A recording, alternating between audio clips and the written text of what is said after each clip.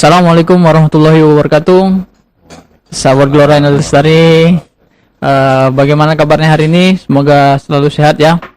Nah, kali ini kita sudah kedatangan tamu dari Garuda Airlines. Yang pertama adalah Bapak Kemas Nomadiar. Bapak Kemas ini adalah Sales Manager Sumatera Utara dan juga Abangda kita. Kembali lagi, Abangda Muhammad Rahim, beliau adalah Sales Marketing Executive. Oke. Nah, hari ini kita akan bahas tentang isu terbaru sebenarnya Pak. Isu terbaru yang lagi hangatnya dan jadi istilahnya jadi apa sih? Jadi berita segar bagi seluruh maskapai dan juga travel agency sepertinya. Karena ada informasi terbaru, insya Allah itu Saudi Arab bakalan membuka rute penerbangan ke sana, ataupun lebih tepatnya umroh insya Allah sih Pak di bulan 1 Januari tahun depan. Nah pertanyaannya Pak, untuk maskapai Garuda sendiri ini kan isu itu sudah berkembang, sudah naik nih Pak. Atau gimana sih program untuk keberangkatan umroh di tahun musim ini atau di hijriahnya 1442 Hijriah. Bagaimana? Bisa saya sampaikan bahwa memang kita sudah mendapat informasi juga bahwa Januari Arab Saudi akan kembali membuka untuk umroh. Iya. Ya. Kita sudah bersiap juga. Armada juga pasti kita sudah siap. Kita tinggal menunggu konfirmasi detail ini.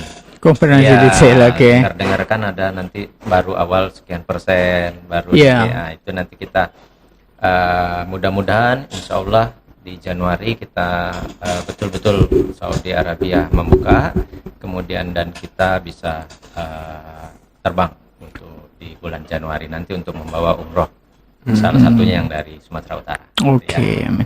Berarti untuk menanggapi isu ini pihak Garuda sudah siap Pak ya? Siap. Sudah siap untuk membuat program umroh. Dan insya Allah kita berharap harusnya sih dibuka sih Pak. Harusnya ya. Karena sudah banyak yang rindu Baitullah Pak.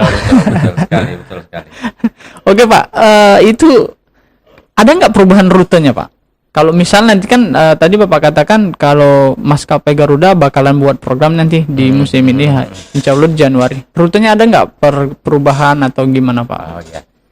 Jadi untuk rutenya memang masih sesuai dengan persetujuan dari Kerajaan Saudi Arabia sebelum awal musim ini dimulai kemarin, bahwa untuk Garuda itu ada nanti dari Jakarta baik masuk ke Jeddah maupun Madinah.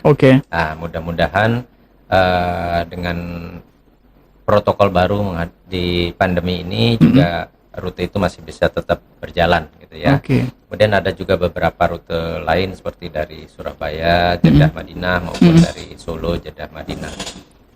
Ada juga rencana misalnya dari Makassar gitu ya. Makassar, Pak. Nah, untuk di Sumatera Utara sendiri sementara memang kita belum bisa ada konfirmasi tambahan lagi. Untuk ini apakah akan tetap seperti tahun lalu kita terbang dari Medan ke Jeddah, ataukah kita masih harus via Jakarta? Via Jakarta Pak ya.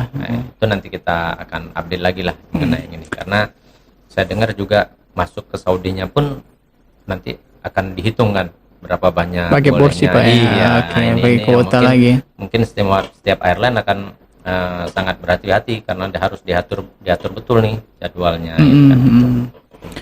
Tapi sih harapan kami Pak Gloria Lestari dibuka kembali sih Pak rute dari Medan ke daerah Madinah. Amin. Karena sangat membantu sih sebenarnya Pak. Apalagi maskapai Garuda ini kan salah satu maskapai Indonesia yang diminati sebenarnya Pak. Untuk kalangan menengah ke atas tentunya kan Pak. Kita harapkan juga begitulah. Iya Pak. Kita doakan ya. Oke Pak. Nah Pak, selama kan ini belum ada umroh stop. Nah Pak, kalau di lain umroh Pak, Garuda Airlines sendiri ada nggak buat penerbangan menuju Arab Saudi Pak? Oh iya. Sebetulnya kami ada terbang tetap ke Saudi. Oh tetap ada Pak. Kita dari Jakarta. Untuk bulan September ini kami ada terbang di tanggal 14 21, 28 dan 30 September. Oke. Ya. Pemberangkatan dari Jakarta itu pukul 10.55 dan direncanakan tiba di Jeddah itu waktu Saudi pukul 18.30. Oke. Nah, cuma memang keberangkatan ini untuk mengakomodir penumpang-penumpang yang memenuhi ketentuan dari pemerintahan Kerajaan Saudi Arabia, yaitu satu adalah warga negara Saudi yang ada di Indonesia. Oke. Jadi mereka yang boleh masuk ke Saudi saat ini. Mm-mm. Kedua, ketentuannya adalah warga negara non Saudi atau non keluarganya orang Saudi, tetapi dia memiliki iqomah yang masih berlaku. Oke. Nah, iqomah ini semacam izin tinggal Izin lah, tinggal, izin Pak. tinggal. Jadi di situ. Nah, ini untuk kembali lagi, misalnya para pekerja yang sudah itu iqomahnya masih berlaku, itu bisa kita berangkatkan dengan penerbangan yang jadwalnya tadi saya sampaikan. Gitu. Berarti bukan orang sembarang yang ke sana juga, Pak, ya? Betul. Orang Karena bukan warga sipil biasa yang ke sana, Pak, ya? Bukan. Jadi warga yang memenuhi ketentuan Kerajaan Saudi. Oke, Pak. Pertanyaannya lagi adalah, kan terhitung Maret hingga hari ini umroh tutup. Ya. Dan pasti sebelum Maret sudah ada calon penumpang atau customer yang sudah membooking tiket ke Betul. pihak Garuda itu sendiri, Pak. Iya. Itu nasibnya gimana, Pak? Ini untuk penumpang-penumpang yang sudah memiliki tiket, Oke. ya, untuk tujuan Saudi, ya, tetapi karena penerbangan tidak ada dan juga kebijakan dari pemerintahan Saudi yang menutup, gitu ya. Ini bisa lapor ke kantor Garuda, Oke. baik melalui agennya ataupun langsung. Itu bisa tiket itu kita perpanjang masa berlakunya sampai Agustus 2021. Sampai Agustus 2021. Jadi kita harapkan itu sudah cukup untuk mengakomodir, ya. Harapan kita sih pandemi ini kan cepat berlalu lah, ya. Iya. Cepat berlalu sehingga tidak perlu nunggu Agustus, sudah bisa terbang lagi. Tapi kita bikin Agustus supaya para calon jemaah juga nyaman, firm bahwa tiketnya masih bisa kok dipakai terbang. Aman gitu, Pak, ya? Gitu. Iya, masih. Oke. Berarti bakalan dipending sampai 2021 Agustus. Jadi kita perkenankan tiket itu untuk bisa digunakan sampai 2021. Karena begitu dibuka, ini jumlah yang ngantri ini kan udah banyak sekali ini. Nah, itu kita harapkan dengan waktu yang Agustus yang cukup panjang ini, jadi tetap bisa. Oke, Pak. Sudah antriannya banyak, isinya dibatasi. Iya, Pak. Gitu kan. Seperti haji sih, Pak. Saya lihat kemarin haji itu dibilang miris sih sebenarnya, Pak, karena berjarak kan. Iya, betul. Dibatasi orang-orang. Cuman ya mau gimana lagi, memang keadaannya seperti itu kan, Pak. Betul. Kita harus support lah upaya-upaya untuk selesai pandemi. Iya. Percepatan. Iya, oke, Pak. Nah, Pak, mungkin ini ke Bang Rahim sendiri nih, Pak. Oke, Bang. Yang dilakukan Garuda sampai hari ini apa sih, Bang? Untuk untuk menghadapi new normal ini, Bang.